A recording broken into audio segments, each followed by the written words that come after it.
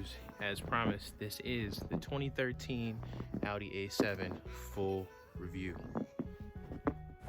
Starting off with the engine, this is a 3.0 six-cylinder engine with the output of 310 horsepower and 325 pound-feet of torque.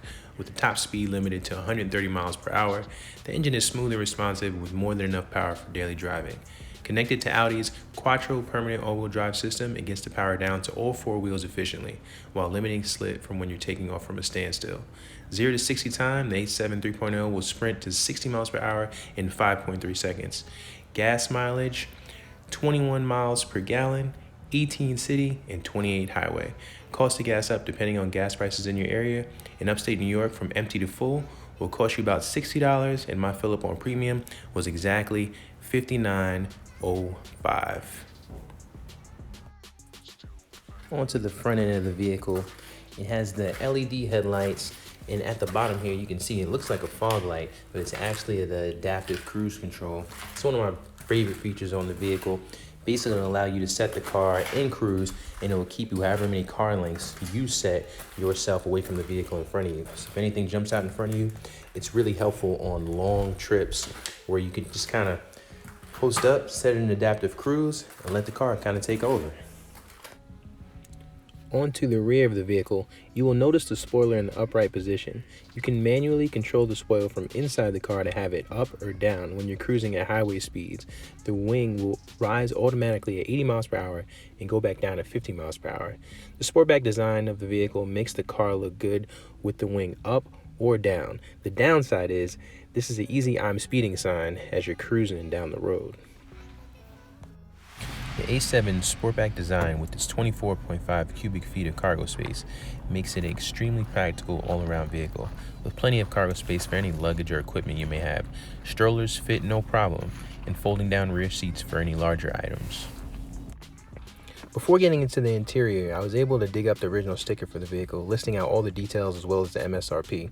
This car brand new was just over $70,000. I definitely didn't pay that. Today you can get the vehicle for a quarter of that price used depending on the mileage, but beware, maintenance can get pricey for this vehicle when it is out of warranty. From my ownership experience, I will admit I cringe when the engine light comes on because it will definitely have to go to the dealership if it's not your normal car maintenance issue, for example, oil change or tires.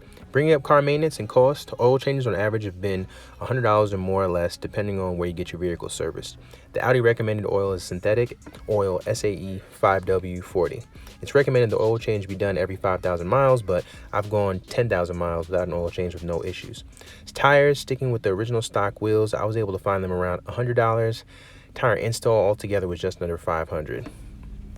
Onto the interior, the winter package, which gives the vehicle a heated steering wheel and heated front and rear seats. The front seats are ventilated and can be cooled as well. The interior is aged well. You're surrounded by soft-to-touch materials that wrap around the interior of the cabin. The 6.5-inch screen comes up and out of the dash to welcome you into the cabin and can be retracted back into the dash with the push of a button. Rear backup camera is standard and clear. The navigation in the vehicle is Google-based and is sufficient, even though this is the older MMI system. The Audi MMI system does take some time to get used to. The system has Bluetooth and does work with your Bluetooth devices. I personally link my iPhone and it works without any issues. It automatically connects when I enter the vehicle. The Audi Drive Select is a pre-configured setting giving you the choice of comfort, auto, dynamic, and individual mode. Individual mode is a setting which allows you to customize the throttle response and suspension to your liking. I do wish there was a snow mode, but without setting the Audi Drive Select to anything, the car handles well in the snow. In snow driving, I usually set the vehicle into comfort, which softens the gear shifts and suspension for a smoother ride. Comfort mode slows and smooths out the gear shifts, allowing me not to overreact in slippery road conditions. When I want to move in a hurry, dynamic is the setting I want. Simply, dynamic mode makes the throttle response quicker, the suspension tighter, and sets the car to switch gear shifts quicker. Switching the gears manually through the Tiptronic gear selector will put a smile on your face. I frequently drive on winding roads in inclement weather. The A7 handles well in bad weather. In the summer on open dry roads, the A7 is exciting to toss around. The vehicle is automatically configured to give a rear bias, which will surprise you if you can manage to break the tires loose. Overall, the drive is confidence inspiring.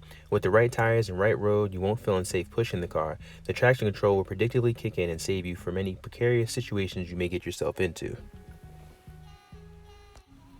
Other than normal maintenance costs, the only issue I've had with the vehicle was an issue I knew existed when I purchased the vehicle used. The brake pads needed to be replaced, but of course, my luck, simply replacing the brake pads did not solve the problem. I had all 4 pads on the car replaced for around $500, including the labor, but it did not solve the brake light from going off inside the car. $1,200 later, it was a faulty wire that was setting off the brake light sensor. That's an example of an out of warranty problem which I had to go to the Audi dealership to get fixed.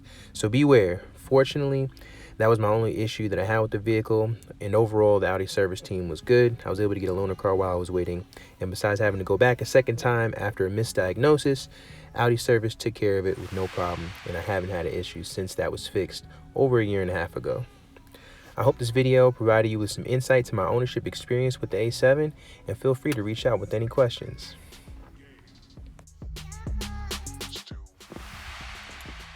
Thanks guys for watching.